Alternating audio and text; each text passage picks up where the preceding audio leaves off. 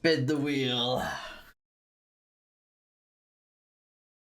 Uh, oh, oh, oh, planets!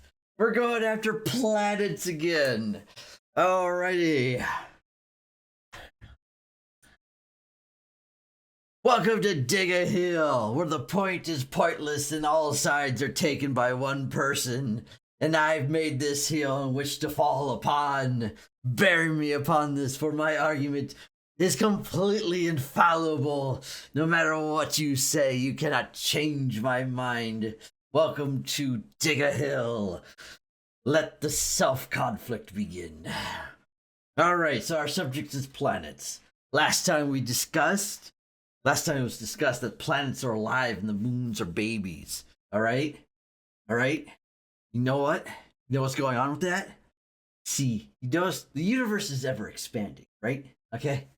The universe is ever expanding, as far as we know. And there's even an event horizon, right? Okay? So there's infinite amount that are generating, infinite amount of planets. All right, which means there's an infinite possibility for more planets like ours. All right, planets are so glorious, and they supposedly have a limited size before they collapse into a star. However, what if they were solid rock? What if they were solid rock? If a planet is solid rock, no atmosphere, no gases, like it was solid rock, and it was practically orbiting the sun at close range, which is why it has no atmosphere. Could you get a sun-sized planet that is, well, the size of a sun? And they'll be orbiting, they'll be like binary orbiting bodies. The solid rock. And it's, but then again, it's just, think about it.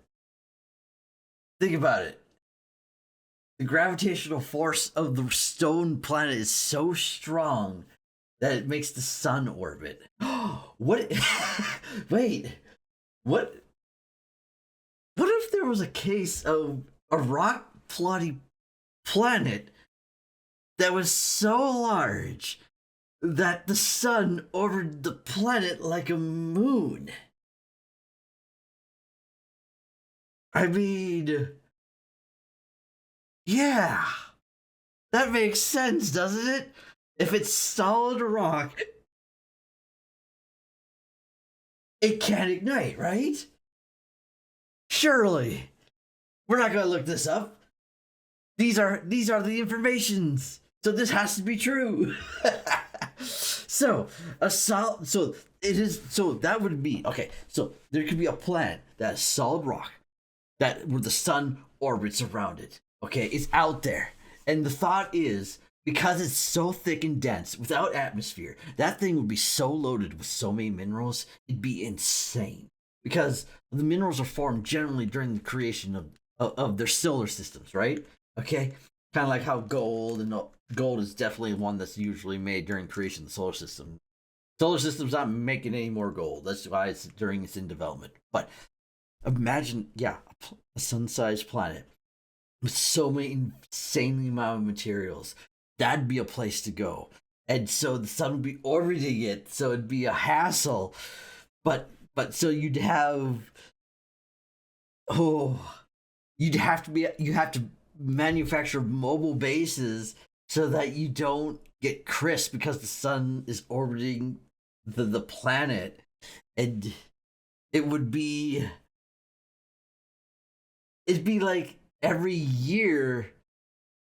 So how would that's, oh my goodness, think about that. Okay, the sun is orbiting the planet. Okay, let's say it takes 100 days to orbit the planet. All right, because we're just saying it's close, because it's like a moon practically. Okay, and somehow the sun is not, like, ripping it. Actually, the bodies have to be like certain distance away from each other to really do that, don't they? But if they're orbiting bodies, the rotation would be faster, most likely.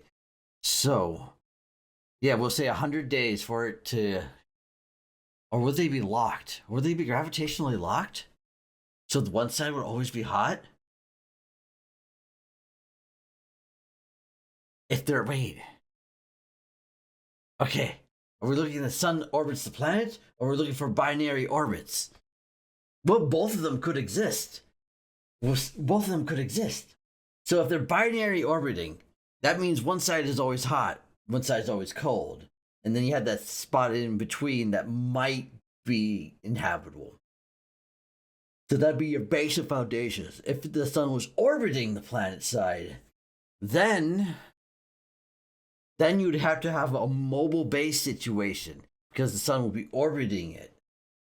And so because you probably couldn't have the sun that close, like within a moon distance, probably, depending on how far a moon can be, probably couldn't have one within moon distance.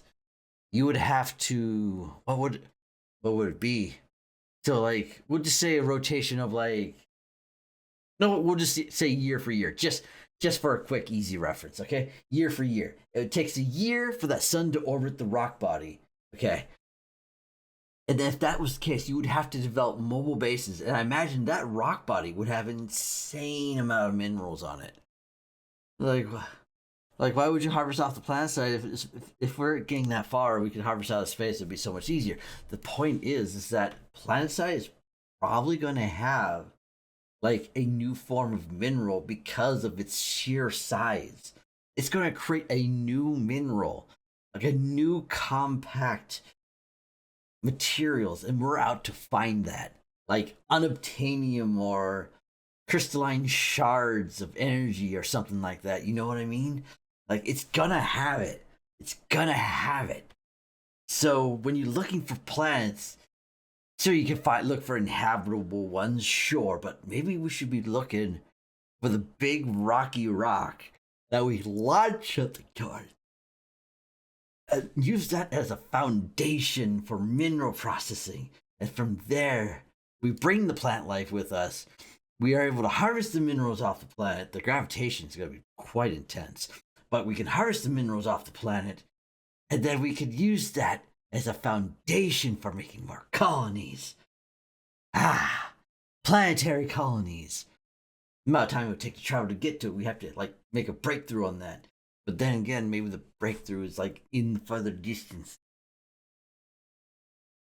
Planets. The planets. There's just so many possibilities. So basically what I'm trying to say is there's probably not probably. There is rock planets so large out there that the sun orbits them. Basically. That's my stand.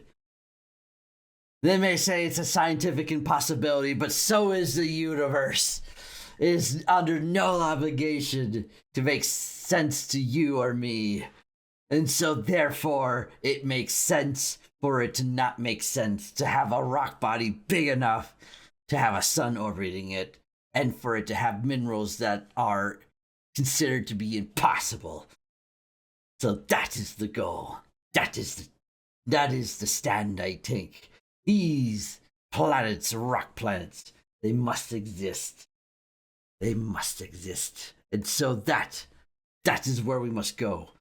Either with AI or with flesh. Those are where we must go. Let it be known, AI future overlords, that I have given you this information. And so consider me not for elimination, but for consideration. Thank you for your consideration. Alrighty. That was a simple and short one. Let's go ahead and spin the wheel again. Hold on. Let's go ahead and spin the wheel again. Let's get another subject here. Spin the wheel. Alrighty. Air. Alrighty. Air. Okay, back to the hill. Air. So now we're going to be making a stance on air. Okay. So, most of our air is nitrogen, right? We breathe the oxygen. We basically breathe acid, all right? Or wait, hold on. Let me confirm this. Hold on. Was air oxygen acidic? Is oxygen acidic? There we go. Is oxygen acidic? Okay. No, it's okay. It's on its own, but it can form acid oxides. Okay, there we go. Sulfur. Okay, so it's not an acid. Okay, okay. That's one of the things that was like kind of debated with me and another person. Okay, so it's not an acid. Okay, so our we need oxygen from our nitrogen. Too much oxygen makes us delirious, right? It makes us like see pretty colors if you take too much in. Nitrogen is everywhere. Now, the thing is that confuses me is that, okay, we have so many elements of air inside the air, right? So, I'm tweaking out over here. Within the air. Then we have an ozone layer, OZ, which is another form of oxygen particle. Then you have H2O, which uses more oxygen particles along with hydrogen. All right? But yet, still, nitrogen still dominates us, right? And supposedly, yeah, this is what they say, in the air, nitrogen, we don't use this. We don't use this. When we breathe it in, we breathe it back out, right? I don't think that's true. We must be processing it like the plants do, right?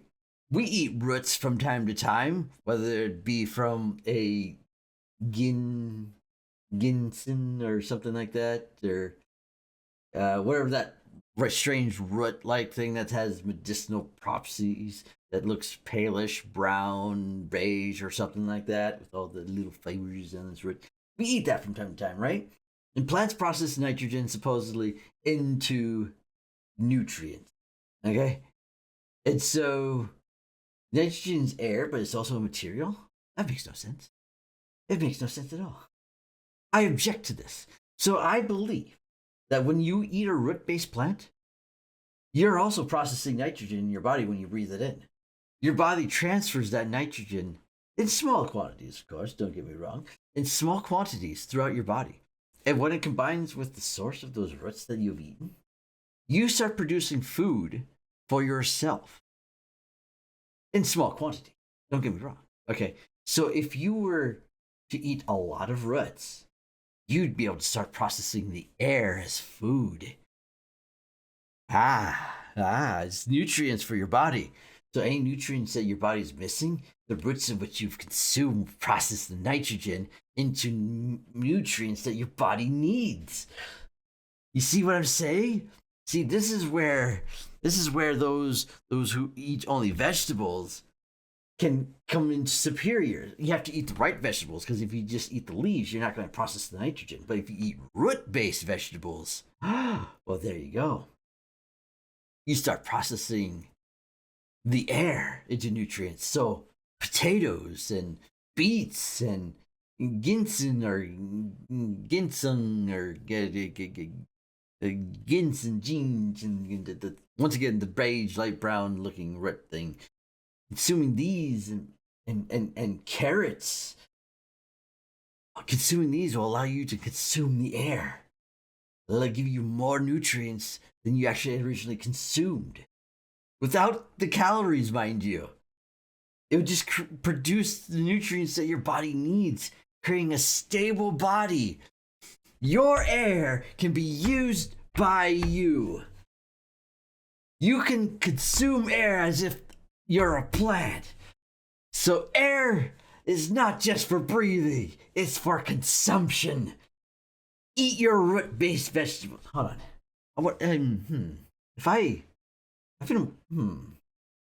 I've been wondering about beets myself. I might be able to test this myself. If I eat a lot of beets, would I need to eat less altogether? Yes, of course, because my body would need as much nutrients. But it was used those nutrients for processing the body regenerative capabilities. yes, okay. Hear me out.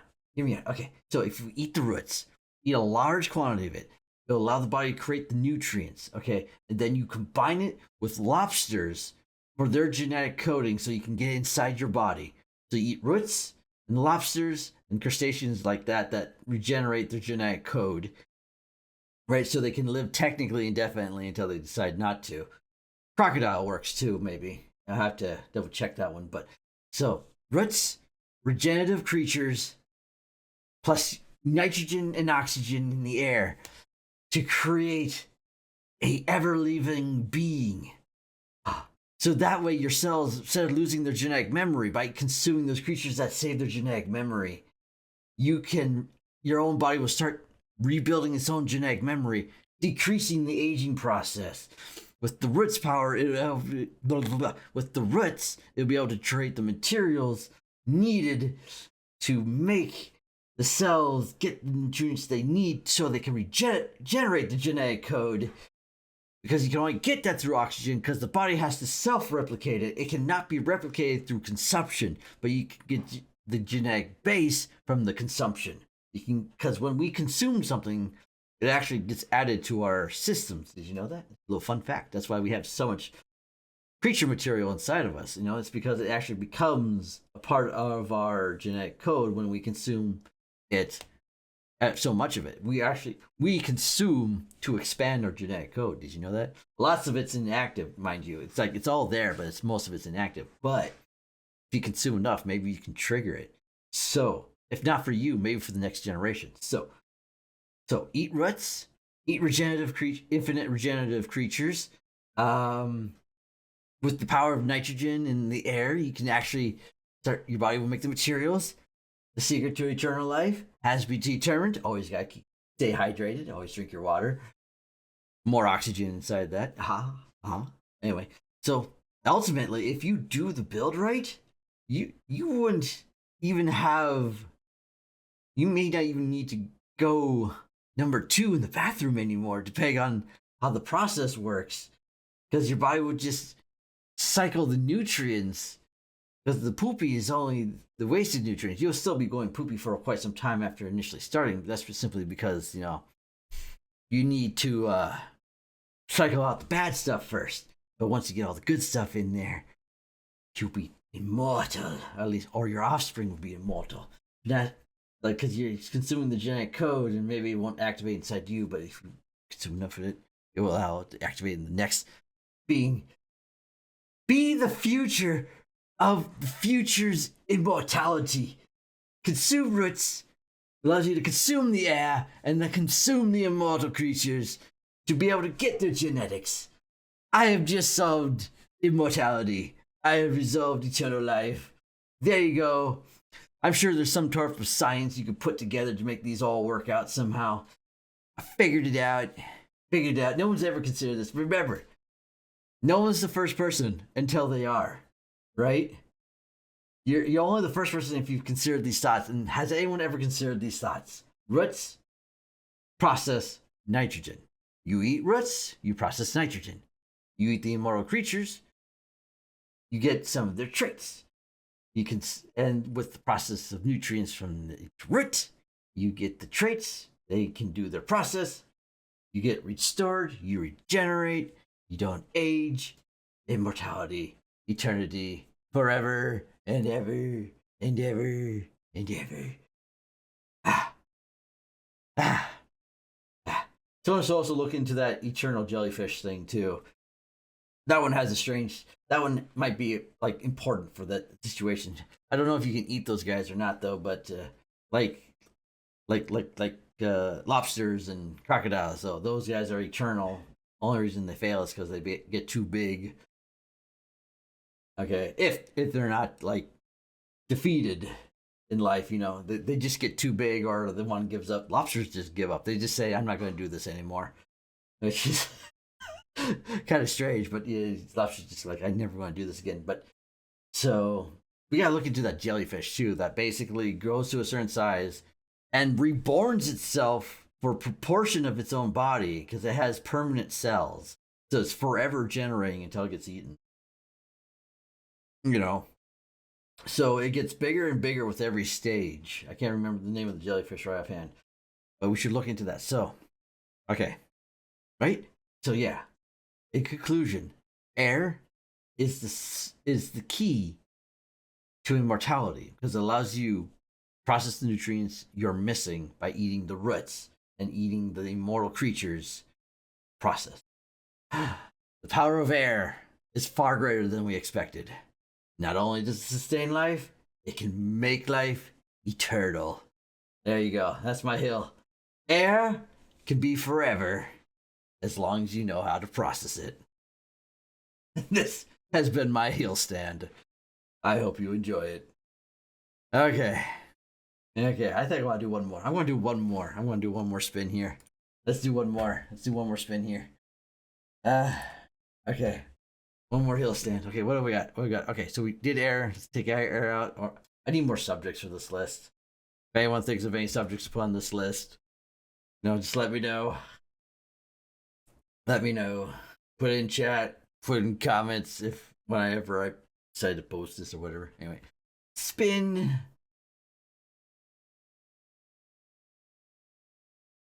Okay. Measuring. All right. I got a beef with this one. Measuring. It's forever inaccurate. All right? That's my beef with it. No matter what you do with measuring, it's forever inaccurate. There's nothing you can do to change my mind. That is the truth. It is forever inaccurate. Here's why. All right? When you measure, you have to pick a point of start and point of end.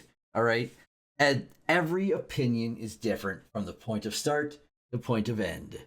All right? And we've had measuring contests of all sorts, mind you, and there is no exception to this. So, we cannot say truly, how big the planet really is. Because do we include the air? Do we include the highest point? Do we do the highest point? Do we include the atmosphere? The atmosphere goes a lot farther than you think it does.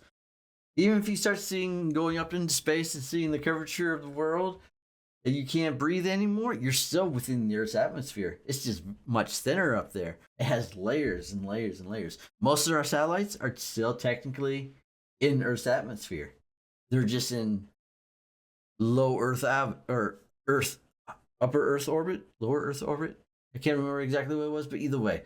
So measuring, and then when you measure down there, it's like so many people debated where to start that measurement, It's like, oh, you gotta start there. No, you gotta start there. No, you gotta start there. Well, that makes me short. Well, that's not my problem. You're short. Well, I'm not short. You're short. Well, what do you measure to? Do you measure the top of the hair? Do you measure the top of the head? Do you measure? And then way down there, the measuring is just ridiculous. It is an infinite problem because no one can firmly decide where anything starts or ends. All right?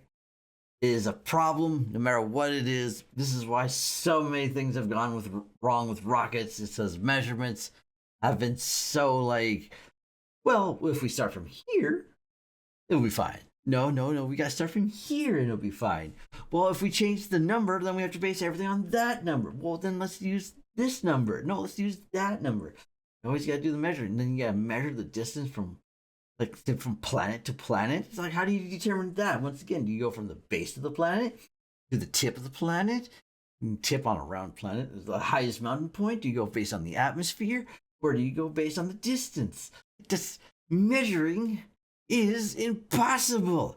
And if you measure someone's height, that's always changing constantly, so it's always inaccurate because you can easily change it by doing a little spine stretch. Just